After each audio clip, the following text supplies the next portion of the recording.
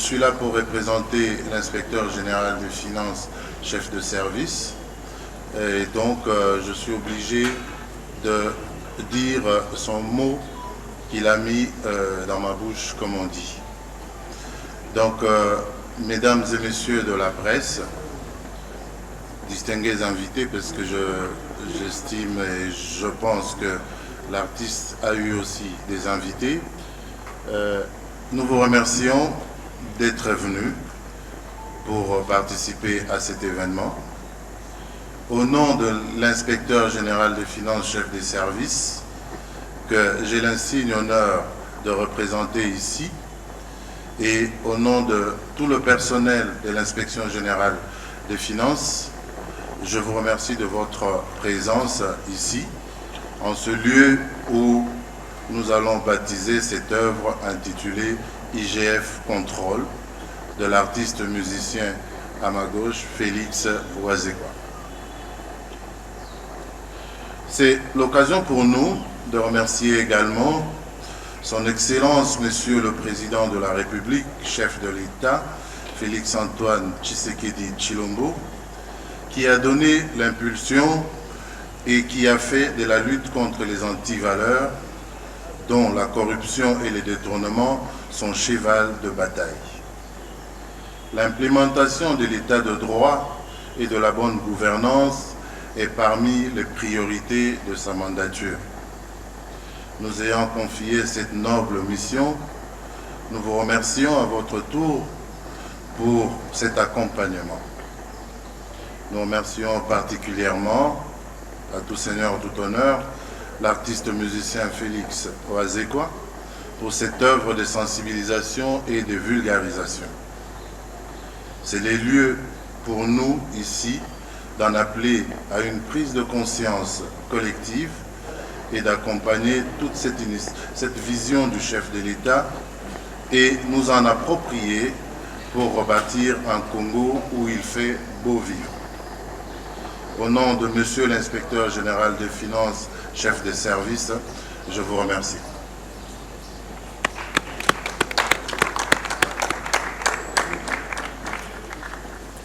Merci. Après Malobaya, représentant bien. À moi, le micro n'a pas balance, micro n'a pas tout ça va être un concert. Allô, allô. Une, deux, trois. Allô. Ok. Vraiment merci. La CPL Mingi, en présence, il y a Ndekonabiso, Guy Marie.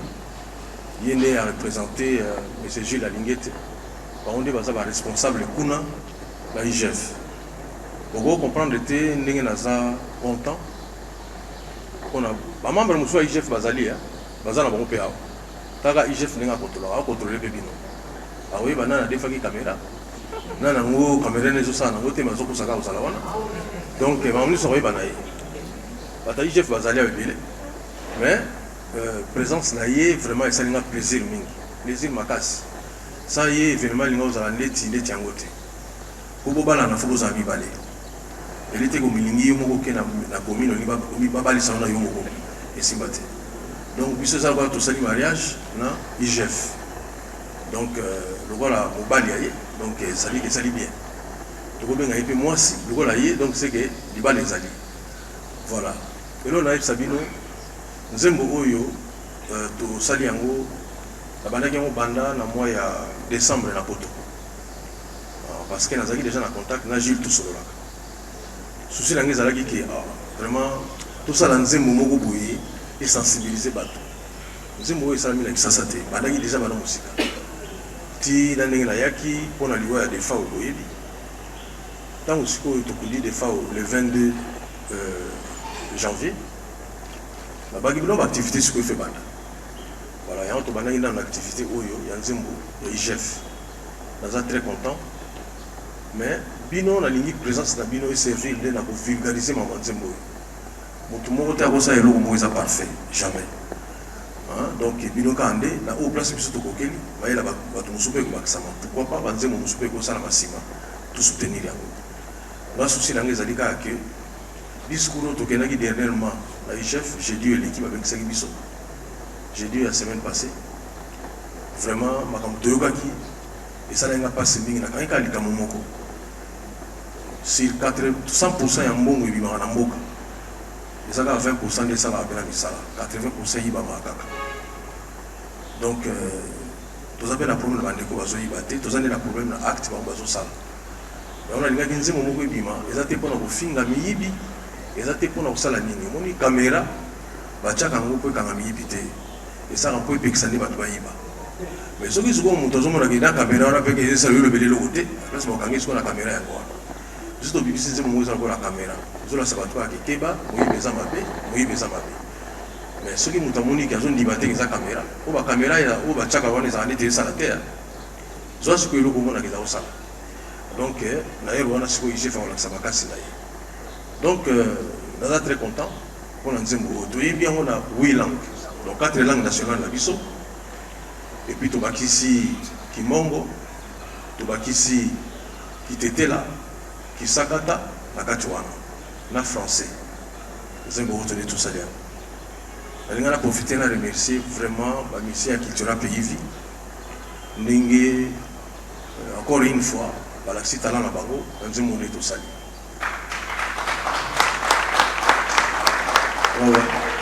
chef d'orchestre aza wana wapi ye chef d'orchestre aya bamonake sous direction na ye nde misala ezosala baya bango na deya na biso baya comme ça na makambo oyo ezaka elongi nanga moko te kwa ezali mpe chef d'orchestre ye wana Eclipse Mososo livre d'or wapi deya na comité voilà donc vraiment même des ans on a sali na poto kaka ye mutaza kokamba orchestre azosala makambo surtout pour naya kokuta ngo ndenge na kuti yango vraiment so tokobetela yesu maboko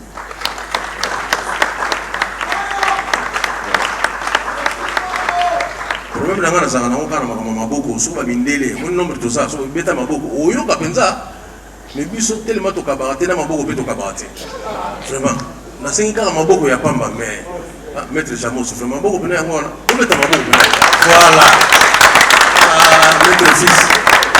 maître fils de gosse Archie Galiment passe obeta maboko obeta pena voilà merci mingi alors place la sepeli pe mingi nanga remercier mingi mokendi yende gérant baza bango na mama Deborah nde bazosoccuper de sikoyo ye ntango akozwa maloba na suka akoyebisa bino date oyo tokobeta awa na Chetemba donc akoyebisa bino date wana kaka na mwa oyo fo tobeta na Chetemba po le 8 mars tokobeta na boyebi te na hotel oyo Gracia oyo esami na Bandal eloko monza basali mikolo oyo eza wana mpena donc sadi ke ça va donc nandibi kuta eloko ndenge wana efale eza na Bandal mais eza voilà mais souci nanga ezalaki le 8 wana nazala nanga awa po Christy Diamond akobeta fale nazala nde invité na ye mais bayelinga mo lisusu concert voilà donc na souhaité ka bonne chance na Christy pour na concert biso tokozala na Bandal na suka nango ndenge okende ya koloba peut-être ndenge oloba sikoyo mpe na suka alors soki nzembo ezali prêt totala nano nzembo wana ata 2-3 fois parce que à partir de nzembo nde opesa mpe bandeko na biso bajournaliste bamituna bakestion ekoya place pourquoi boye kaka ndenge modérateur alobi Cédric Abazi totourne mingi na likambo ya nzembo vraiment nakosisa maloba te sans koremercier Jules Alingete vraiment asalaki confiance et puis nazoremercier nzambe na ngai oyebi wana azala moto asambelaka mingi yawe nazoremercier parce que bamakambo boyokaki ya baboko eyibamaki soki komona kaka ebimaki nde nzembo olinga nasala ngo te talaka moyibi yo moso ozoyembela so bamiyibi elika osimba te donc yango moniere moko kotosa mibeko ya nzambe ezala bien voilà donc eloko wana nazopesa maloba epai ya mbo azali wana apesa maloba mpe epai ya Gimari bato bakoyembela igf vraiment eza role nanga te mais totala mpe probité morale na bango totala probité morale ya moto moni tokozwa motu moko te ayebi kokoma kombo na ye te asala publicité à l'université quand même donc finalement université ezofome bata boye donc il faut motu moko acorrespondre na likambo oyo alinga asalela ko publicité ok merci mingi nasongisi maloba epai ya Cédric Abazi merci donc commentaire basala eza te soki bandeko na so atekini baza prêt balancer biso clip alors on sait ça peut lisusu bakasete te ekomaka makambo boye YouTube, donc ils sont déjà disponibles sur YouTube, Félix Wazekwa officiel. Nous avons fait la chaîne Mibale, chaîne Moussoukouma Cultura Pays Vie News. On a ce qu'ils ont l'activité news surtout état de cultura, la répétition, pour les musiciens, les bêta, les yemba, les bina, tout ça là on a Cultura Pays Vie News. Voilà, c'est bon net tout, bon moniwana, moto a réalisé un mot comme on a GFT Ibuka. Ceux qui GFT Zali Awa, vous allez bien aya, on a GFT Ibuka. GFT Zalit. GFT Ibuka Yewana aya. Ibuso Monaye, Yé to Bane Usala Naye Nzembo, Yabindu, Bebe, Yé, Tosali Naye Kilelo, Sugo le Tosali Naye IGF. Comme on a GFT Ibuka, peut-être la cause à la Moya Koloba, GFT Ibuka.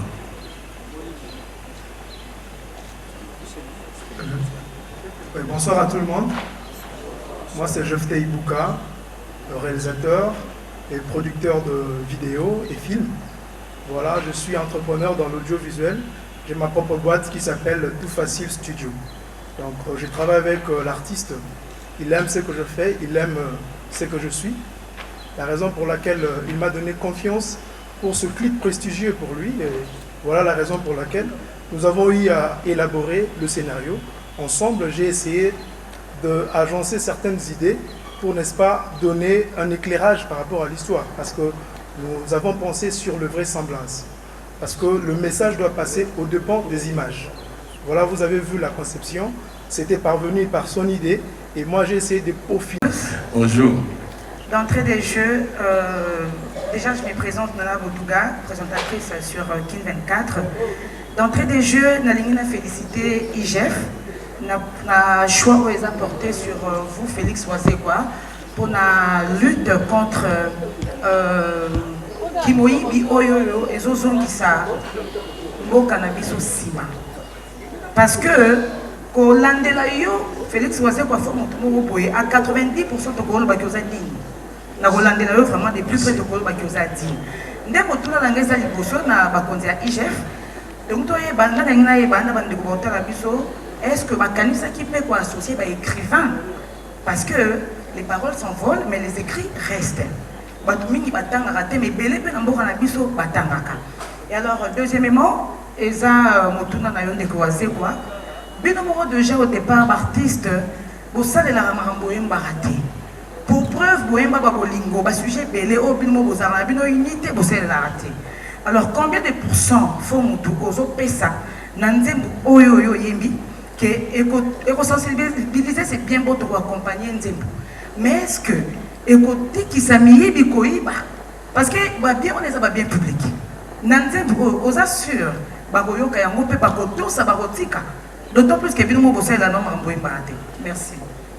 Gisèle Fouy, canal numérique télévision.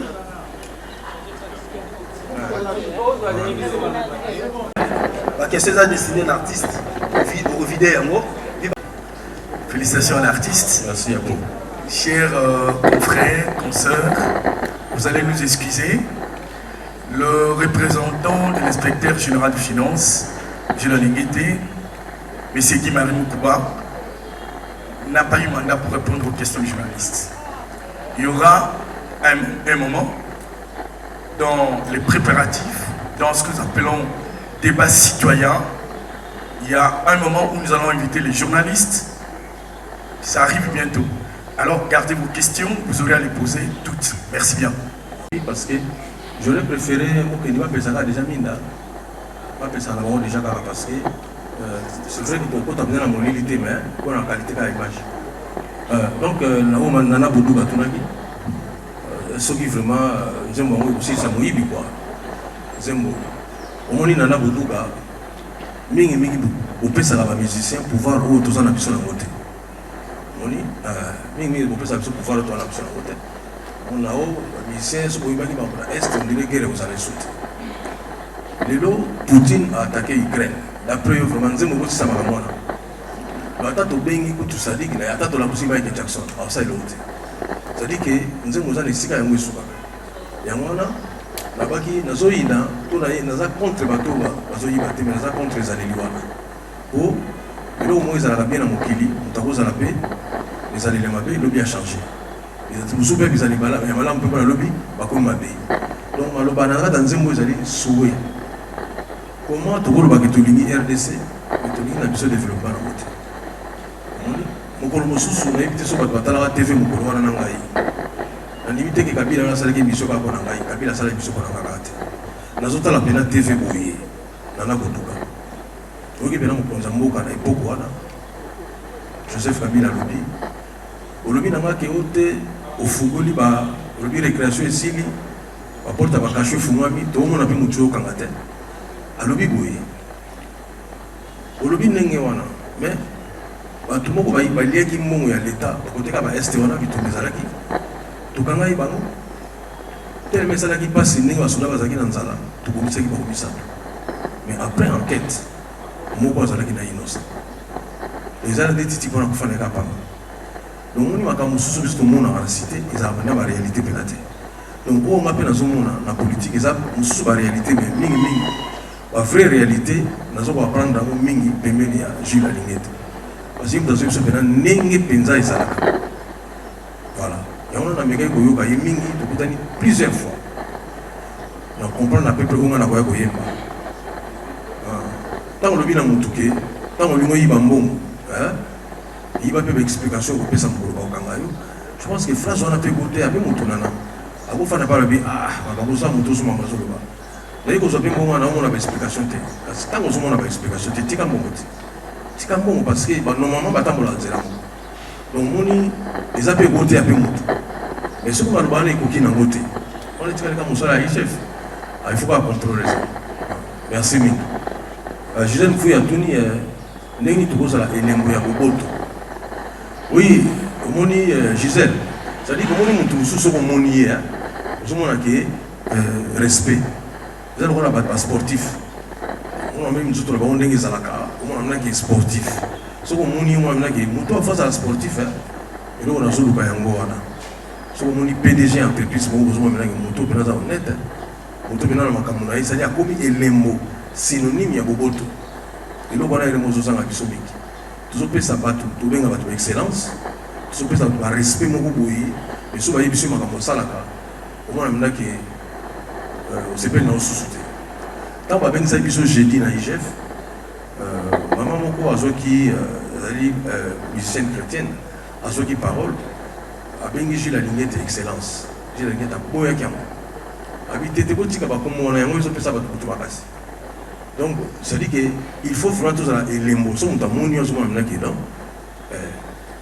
moni ndeti ngana tambola mingi na ba sportif ndeti na kosa exemple na luba wapi mettre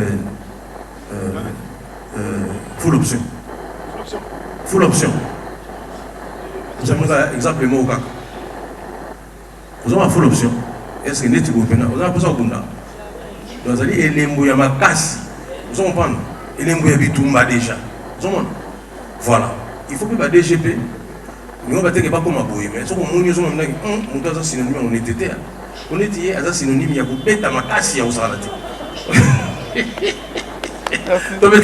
Merci. On a mettre jamais full option. Nous avons la question ça dit que pour ça, nous avons besoin de ça dit que c'est la chose que nous avons voilà, il faut continuer à faire moni bango, on a dit que la vie privée, on a dit que c'est un peu bon. Là, on a dit que maman Gisèle. Qui demande l'IGF sur le plan culturel. On dit justement, l'IGF a 5 ans, tant que ça, tout sensibiliser, tout ça, la banzengo ya boyi. Et là, même quand on a besoin de concert, la pote va se bander en haut. Tout le monde a banzengo ya boyi. Banzengo moko ils ont sensibilisé bateau. Ils ont piqué ça bateau dans les allées moko boyi. On va te dire que chérie bimi et les camots bimi boyi. Voilà. Bateau. IGF pas les minengwa. Tout bon ça, sans ces banzengo na biso. D'une part.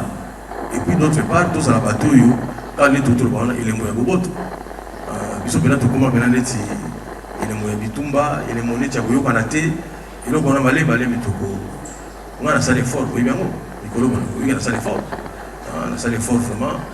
Dans une ici même, chose, chez ça, on a une émission nana boduka tellement tala nana maman nanga maman lobi na maman soyo lingini o te bana bazo kana ba to son siba la salle est fort donc effort on a et ça m'a payé na le mususu biso artiste et musicien o toni ko tuni est-ce que ils ont un coup de pupité non Tony ils ont un coup de pupité ils ont dit que si on a un maloba dans le bawana on a passé ils ont touché pena monsieur le bamina qui sakata monsieur zana kimongo monsieur zana qui était là swahili chiluba tantôt on t'a pas maîtrisé mais le connu sur la Congo c'est difficile mais sur l'andi thème ya mutu moko on sentit que ça touche énormément pour la petite histoire mon liti mutu tango zo imaneti par exemple na kimongo parce qu'ils ont un mongo pena vandelia il mo za mongo mais mongo ba vandelia ozo ba kisakata mutu kisakata pe ayewana